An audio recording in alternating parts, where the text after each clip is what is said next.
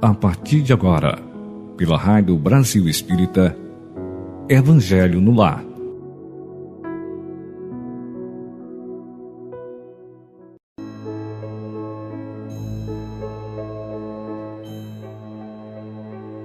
Amigos ouvintes da Rádio Brasil Espírita, muito bom dia. Estamos iniciando o Evangelho no Lar desta sexta-feira, dia 19 de novembro de 2021. É importante lembrar que a prática do Evangelho no Lar tem a finalidade de unir as criaturas, proporcionando uma convivência de paz e tranquilidade,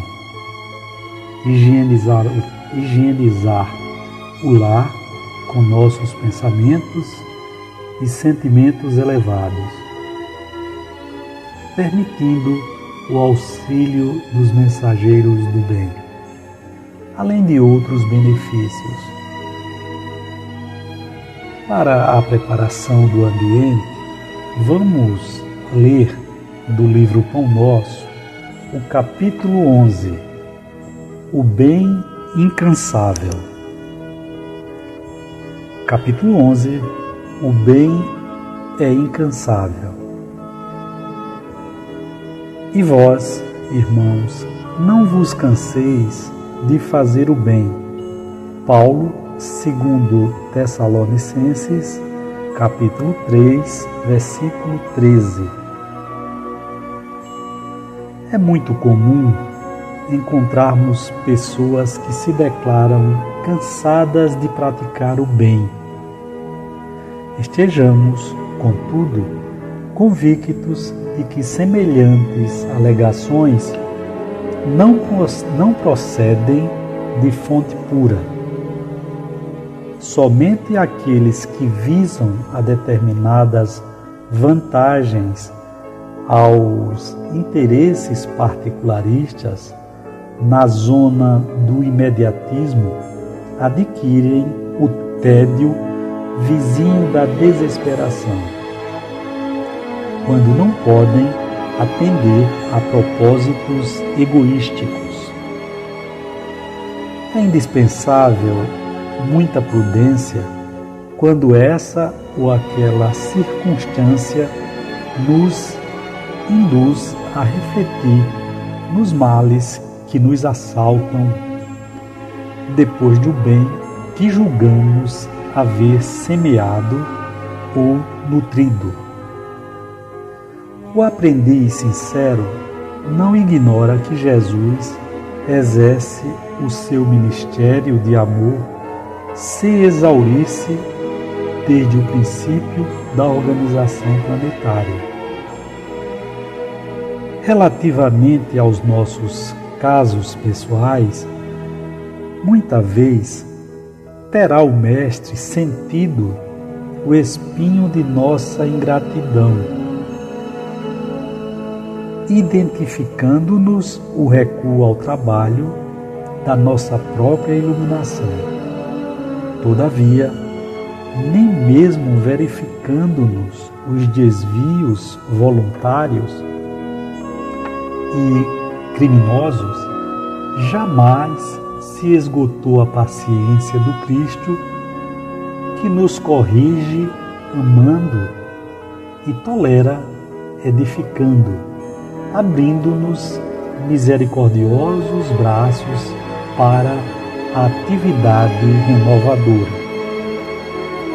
Se Ele nos tem suportado e esperado através de tantos séculos, por que não podemos experimentar de ânimo firme algumas pequenas decepções durante alguns dias? A observação de Paulo aos Tessalonicenses, portanto, é muito justa. Se nos entediarmos na prática do bem, semelhante desastre expressará, em verdade, que ainda não nos foi possível a imersão do mal de nós mesmos. Bem, querido ouvinte, mais uma lição do livro Pão Nosso. A psicografia é do Francisco Cândido Xavier e ditado pelo Espírito Emmanuel. Vamos refletir um pouco mais sobre essa carta de Paulo, quando ele exorta aos cristãos a não cansar de fazer o bem. Interessante, parece que essa carta foi escrita para os dias atuais. Ela é tão atual, não é mesmo? Onde muitas pessoas se declaram cansadas de fazer o bem ainda hoje. Ainda hoje nós vimos isso. Emmanuel vem esclarecer que isso não procede de uma fonte pura, pois somente aqueles que visam vantagens aos interesses particularistas adquirem o tédio, por não atender a propósitos egoístas. Muito significativa essas explicações de Emmanuel, e nós temos alguns exemplos que eu quero citar aqui para que possamos, ao invés do tédio, termos ânimos. Seja a mudança que você quer ver no mundo, expressou sabiamente o líder espiritual indiano Mahatma Gandhi. Madre Teresa de Calcutá, certa feita, disse: "O que eu faço é uma gota no meio de um oceano, mas sem ela o oceano será menor." Jesus, como o primeiro mandamento, nos ensinou a amar a Deus sobre todas as coisas e ao próximo como a si mesmo. Através desses 3 pensamentos, percebemos a importância de fazer o bem. Não devemos nos cansar de fazer o bem. Pesquisas mostram que ajudar o próximo pode proporcionar muitos benefícios, além de alimentar o espírito de sentimentos positivos, ajuda a combater a depressão, a ansiedade, entre outros males que comprometem a saúde, pelo simples fato de trazer maior bem-estar àquele que pratica o bem. Quantas decepções Madre Teresa Gandhi não tiveram sem nunca desistirem de praticar o bem, de fazer o bem. E o que dizer de Jesus, nosso irmão maior, que apesar de nossos inúmeros equívocos, ele continua incansável, com seus braços abertos, nos amando e nos guiando. A caridade tem a capacidade de transformar o mundo para melhor, combatendo o egoísmo que causa sofrimento e trava a nossa evolução. Se já conhecemos um pouco a doutrina espírita, não podemos dizer que estamos cansados de fazer o bem, sob qualquer pretexto, e que esse bem praticado que não tenha outro objetivo que não a verdadeira caridade. Então, meus amigos, está aí os ensinamentos de Emmanuel de Paulo e essa nossa pequena reflexão sobre o capítulo. Agora vamos fazer a nossa prece inicial. Aqueles que desejarem podem fechar os olhos para uma melhor concentração. Amigo Jesus, muito obrigado pela oportunidade de servir. Rogamos que não haja em nós quaisquer pretensão que não seja o interesse de servir ao próximo, de ajudar, de fazer o bem, ainda que incompreendido, ainda que magoado. Pedimos ainda a proteção aos lares de todos os amigos sintonizados nesse momento na Rádio Brasil Espíritas. Que haja em seus lares paz e harmonia. E assim, amigo divino, iniciaremos mais um Evangelho no lar. E do Evangelho segundo o Espiritismo, vamos hoje ler o capítulo 16, a verdadeira propriedade. A verdadeira propriedade, Pascal, Genebra, 1860. Verdadeiramente, o homem só possui como seu aquilo que pode levar deste mundo. Do que encontra ao chegar e do que deixa ao partir, desfruta durante sua permanência na terra. Mas, forçado que é a abandonar tudo sem apenas o usufruto e não a posse. O que é, afinal, que ele possui? Nada do que se destina ao uso do corpo. E tudo o que se refere ao uso da alma. A inteligência, os conhecimentos, as qualidades morais, isto é o que traz e o que leva.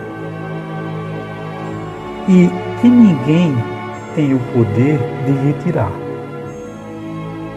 Que servirá a ele no outro mundo muito mais do que neste.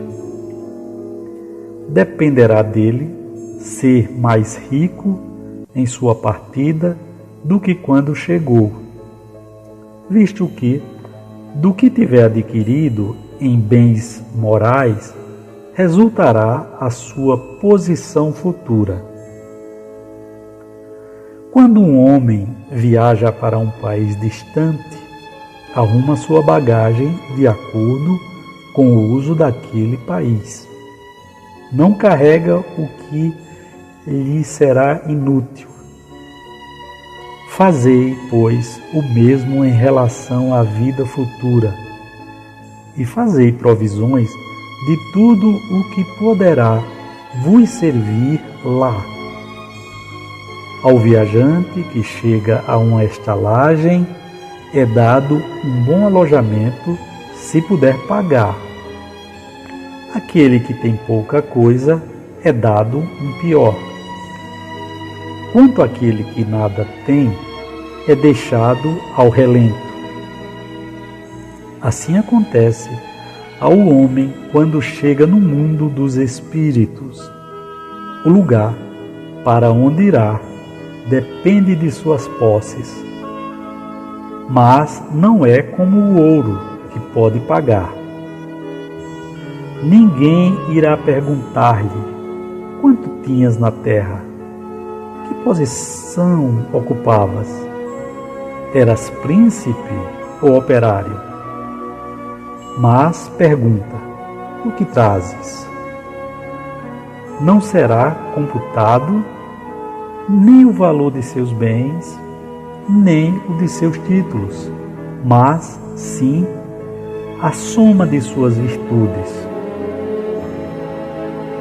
Portanto, é desse modo que o operário pode ser mais rico do que o príncipe.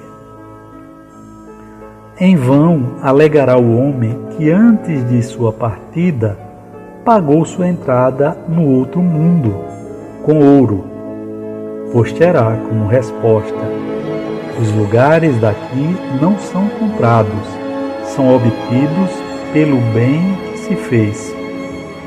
Com a moeda terrestre pudestes comprar campos, casas, palácios. Aqui tudo é pago com a qualidade da alma. És rico dessas qualidades? Sê bem-vindo e vai aos primeiros lugares onde todas as felicidades te esperam. És pobre delas? Vai para os últimos lugares, onde serás tratado de acordo com as tuas posses. Os bens da terra pertencem a Deus, que os distribui de acordo com sua vontade, e o homem é apenas seu usufrutuário, um administrador mais ou menos íntegro e inteligente. Tanto assim é que não constituem esses bens propriedade individual do homem e que Deus frequentemente frustra todas as previsões e a riqueza escapa daquele que acredita possuí-la por direito. Podeis pensar que isso se compreende em relação aos bens hereditários, mas que não ocorre o mesmo em relação à riqueza que o homem adquiriu por seu trabalho. Sem dúvida alguma, se a riqueza legítima é a que foi adquirida honestamente, pois uma propriedade é apenas adquirida honestamente quando, para possuí-la, não se faz o mal a ninguém. Serão exigidas rigorosas contas de todo o dinheiro mal ganho, isto é, ganho em prejuízo de alguém. Mas por que um homem conquistou sua riqueza por si mesmo terá alguma vantagem ao morrer? Os cuidados que torna ao transmiti-la a seus descendentes não são muitas vezes inúteis? Sim, sem dúvida, pois se Deus não quiser que estes a recebam, nada poderá prevalecer contra sua vontade. Pode o homem usar e abusar dela impunemente durante sua vida, sem prestar contas? Não.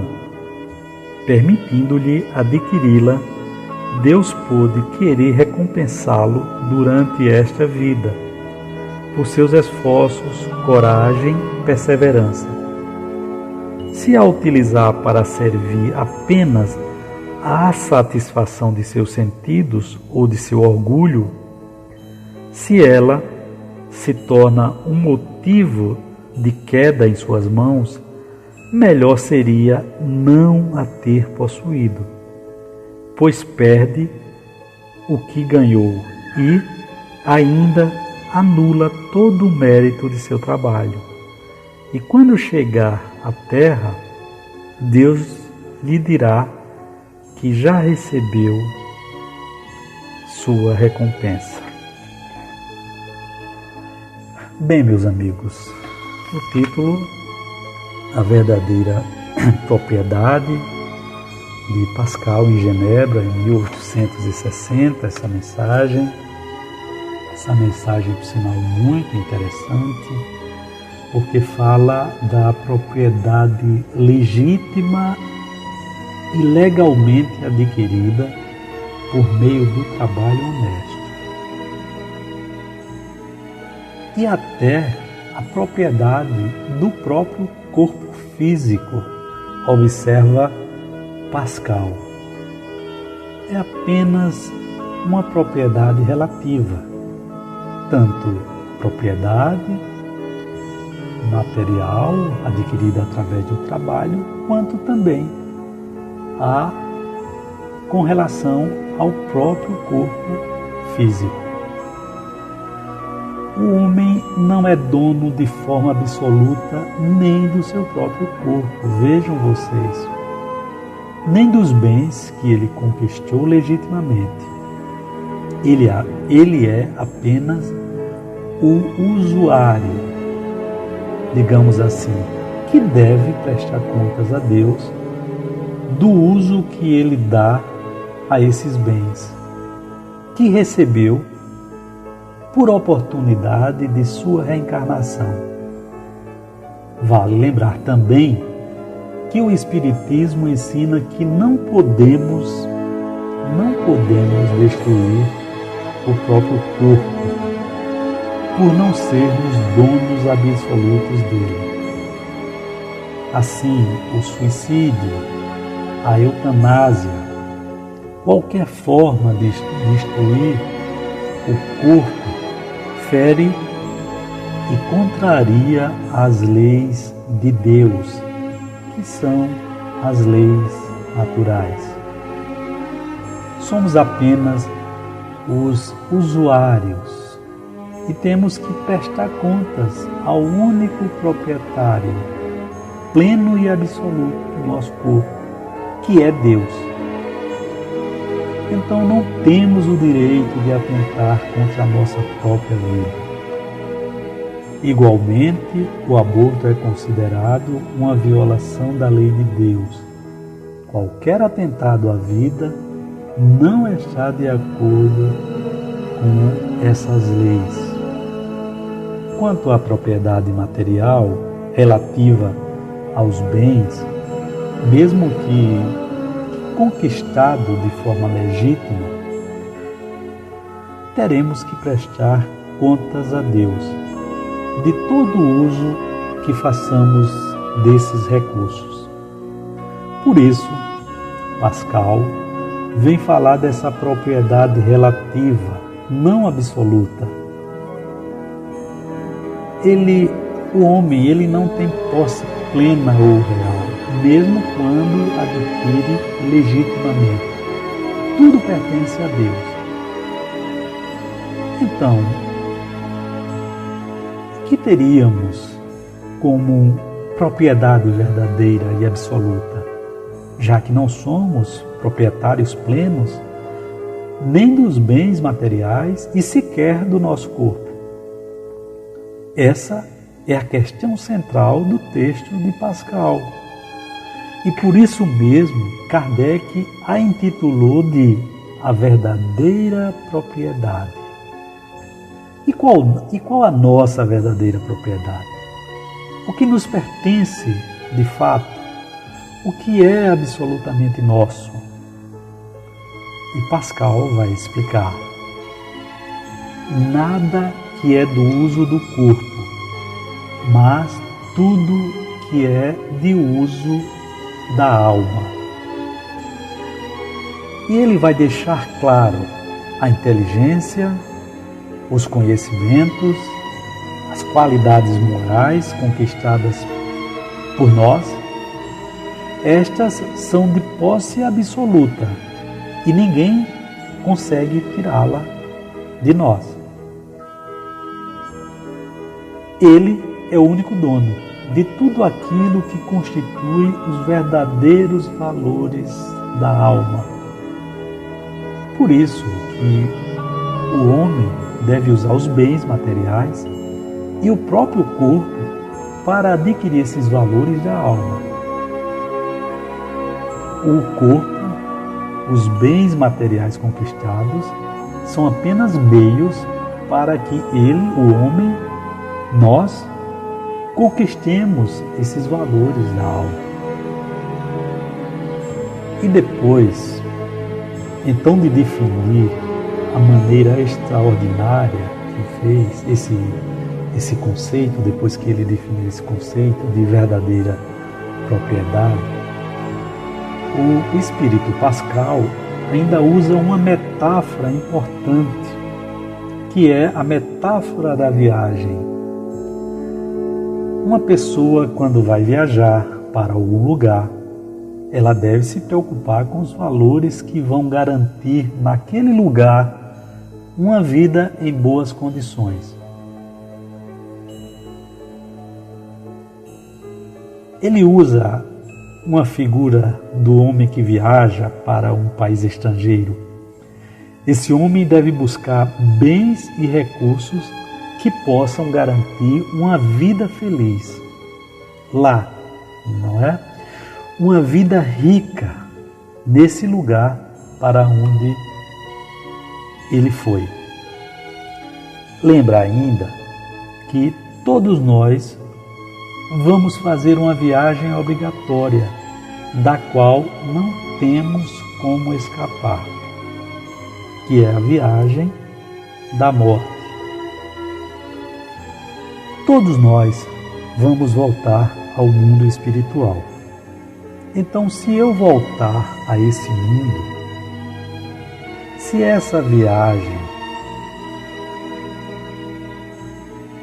daqui para lá, se essa viagem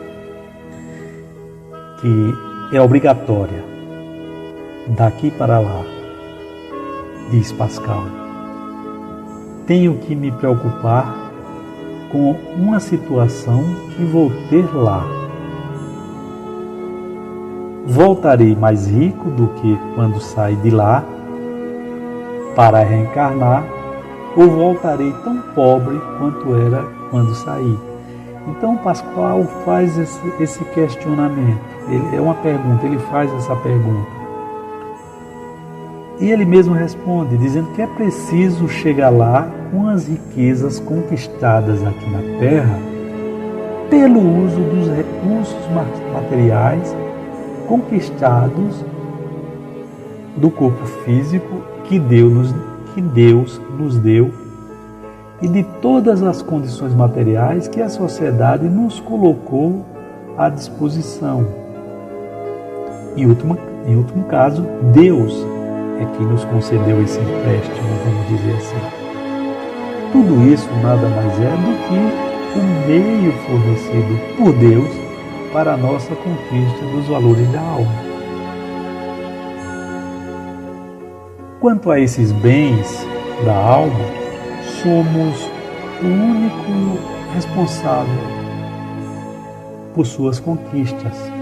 Depende de cada um aprender, adquirir conhecimentos, desenvolver faculdades, habilidades, desenvolver valores morais, vencer os nossos vícios morais, o ciúme, a inveja, a mágoa, a raiva, conquistar as virtudes, praticar o bem. Isso depende somente de cada um de nós. Se temos esses recursos à disposição que a providência divina colocou à nossa disposição, devemos usá-los em benefício de todos, praticando o amor, a caridade, desenvolvendo a sociedade em que estamos vivendo, aproveitando esses bens para o nosso desenvolvimento moral, seja os bens morais, os bens da alma ou até os bens materiais. Sim, porque podemos administrar com segurança os bens que estão à nossa disposição, inclusive os bens materiais. Que possamos, amigos, refletir sobre a importância de se adquirir a única e verdadeira propriedade, a propriedade absoluta e real do indivíduo, que são esses valores desenvolvidos por cada um de nós, esses valores morais. Então é importante que possamos fazer essa reflexão sobre esse tema. É muito importante. Estamos chegando ao final de mais um Evangelho no Lar, e nesse momento vamos nos preparar para fazer a nossa prece de encerramento.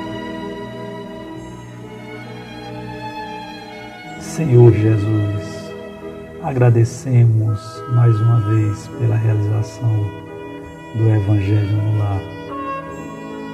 Agradecemos ainda aos benfeitores espirituais que zelam pelas famílias, pelos lares, pelos nossos anjos guardiões que nos guiam e nos protegem. Dai-nos força para perseverar no bem, para que as famílias continuem com a prática do Evangelho no Lar, tão importante para proporcionar a esses lares o fortalecimento necessário para enfrentar as dificuldades materiais, as dificuldades morais. Que todos nós, com a prática do Evangelho no Lar, possamos contribuir para um mundo melhor. E assim, Senhor Jesus, agradecemos. Muito obrigado. Que assim seja. Muita paz para todos.